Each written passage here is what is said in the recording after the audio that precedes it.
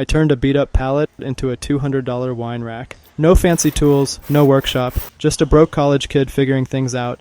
The person I made it for replied in all caps, "This is perfect." What they loved most? That it was made entirely from recycled pallet wood. So if you're here to learn how to build your own, or just want to watch me mildly suffer through the process, you're in the right place. I'll show you exactly how I did it, step by step. From dragging this thing home, to cutting wine glass slots with a jigsaw I barely knew how to use. And if you like chaotic DIY that somehow works out in the end, hit like, subscribe, and let's go. Alright, so first step, find a pallet. Easy, right? Just hop online, type free wood, and boom, done. Yeah, no. Facebook Marketplace is basically a post-apocalyptic landscape for pallets.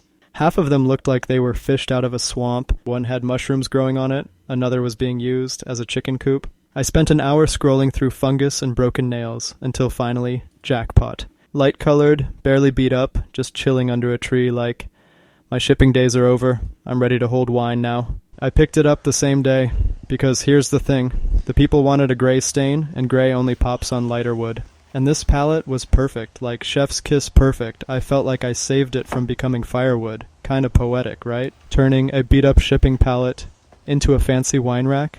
That's not just a project, that's a comeback story. But of course, finding the palette was the easy part. The real pain started when I tried to take it apart. So here's what I thought would happen. Cut the palette in half, boom. 2 wine racks, twice the profit, retire early. What actually happened? My palette was so warped it looked like it had survived a flood and a bad breakup. One side was basically doing yoga, so yeah, I had to use the whole thing just to make one decent rack. First move, pry off the boards I didn't need. I grabbed my $9 glazier bar, the MVP of this entire build, and started pulling. Some boards came off clean like they were ready to be free. Others, drama queens. Cracking, snapping, screaming like I was ripping out their souls. And the nails, bent, rusted, holding on like their life depended on it. Honestly, taking apart a pallet is like opening up emotionally. You think it'll be quick, but suddenly you're knee-deep in old pain and splinters. Once I finally got the boards off and sorted, I thought the worst was behind me. Spoiler, it wasn't. Next step, time to cut, measure, and mess everything up all over again. Alright, I survived the demolition stage. Boards were off, hands were sore, confidence, medium. Time to cut.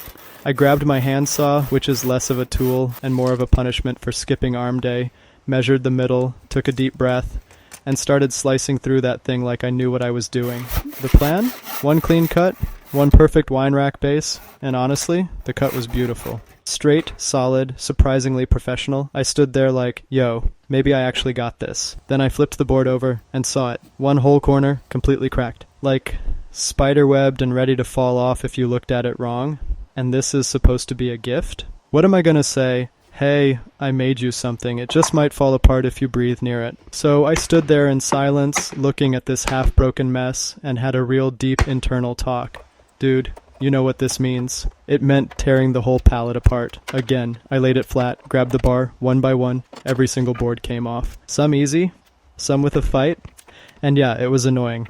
But if I'm giving someone a handmade wine rack, I don't want it to scream, I found this in an alley. I want it to say, yeah, this was built on purpose, with effort, and maybe 1 or 2 bad words along the way. Once I had all the clean boards separated, it was finally time to see if this thing could actually come together. Layout time, so there I was, surrounded by a pile of pallet bones. Every board had been yanked off, tossed, judged, and now it was time to rebuild, like a carpenter version of Lego. I picked out the MVPs, 7 flat slats for the body and 3 chunky side rails to hold everything together. Laid them all out on the garage floor, trying to figure out what goes where. And yeah, this part was way more creative vision and way less I know what I'm doing. I just moved boards around until it looked kinda wine racky. At one point I stood back, tilted my head like an art critic and thought, okay, this could totally end up on Pinterest. Or at least in that part of Pinterest where things look cool, but also might give you splinters. Alright, layout's done, boards are picked, the vibe is strong. But now comes the fun part, making those wine glass slots at the bottom. You know, the classy little grooves where stemware hangs like it's chillin' in a wine bar. So I carried everything over to my dad's garage, aka the tool dungeon. This man has everything. saws, clamps, weird metal things I don't even know the names of, and this absolute beast of a drill press. It's older than me, made in Japan, weighs more than our Honda. I grabbed one of his wine glasses, sorry Dad, and spaced out enough room for 8 glasses. Measured, marked, triple-checked, then tried using that legendary drill press. It went terribly. Sounded like a dying blender and barely made a dent. So I panicked, respectfully, grabbed a handheld drill, made some pilot holes, and finished the job with a jigsaw. A few test fits, some sanding, a little silent praying, and boom, the glasses slid in like butter, which was the first time in this whole project that something worked on the first try. At that point I felt unstoppable, like somebody get me a flannel and a woodworking show on HGTV level of confidence. After all that glass slot glory, I was feeling kinda confident, yeah, I got this. I'm basically a carpenter now. But before I could start assembling, I had to stain the wood. Because raw pallet wood looks like something you'd find behind a gas station. The people who asked for the rack wanted a color called weathered oak. Sounds fancy, smells like chemicals and ambition, so I actually went out and bought it.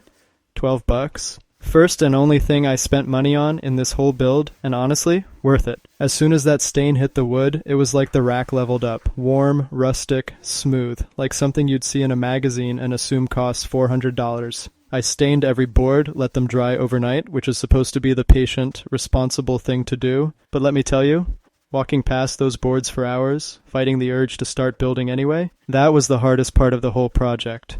Waiting is not my strong suit. I'm 19, I barely wait for microwaves. Woke up the next morning like it was Christmas.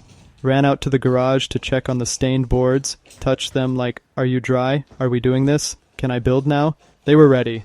So I lined everything up, grabbed the wood glue, and hit play on my brain's IKEA mode. No instructions, just vibes and questionable measurements. I used a nail gun for most of it, which by the way makes you feel so powerful. Like, nothing boosts your self-esteem like pow pow pow and the board actually staying in place. I even reused some of the original pallet nails for that reclaimed rustic authenticity, which is DIY talk for I'm too lazy to pull out more nails. Took me about an hour to put the whole thing together. I gave it one last proud nod, whispered, please don't fall apart, and left it to dry overnight like a responsible adult. Look at me, staining wood, using glue, letting things dry. I'm practically a homeowner now.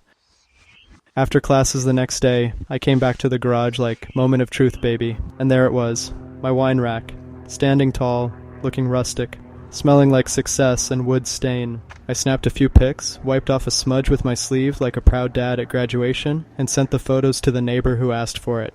They replied in all caps, this is perfect. What they loved most? That it was 100% made from recycled pallet wood. Like, this thing used to be headed for a bonfire, and now it's holding bottles of Merlot and Cabernet in some cozy cabin kitchen, living its best retired life. They gave me $200 for the build, told me that's around what they'd pay online anyway, but they'd rather help out some broke student who's not afraid to get splinters for rent money. And honestly, I'm proud, not just of how it turned out, but that I made something real. With tools, with my hands, with a pallet I found under a tree. And hey, now I've got $200, a cool story, and one less reason to ask my parents for cash. I call that a win. So let's do the math. 2 days of work, spent $12 on stain, got paid $200. That's a $188 profit, or like $94 a day, for something I made out of free wood I literally found under a tree. Not bad, right? If you're thinking of making a gift like this, or just want to try building something cool without going broke, I hope this video gave you some ideas. If you've got questions, or if you're like, yo, what even is a glazier bar, drop a comment. I actually read them, and I'll help out if I can. And hey, if you like seeing a broke college kid build stuff, almost break tools, and somehow make it work, hit that like button and subscribe for more builds, more chaos, and probably more splinters. Thanks for watching. Peace, plywood, and slightly crooked wine racks. See you in the next one.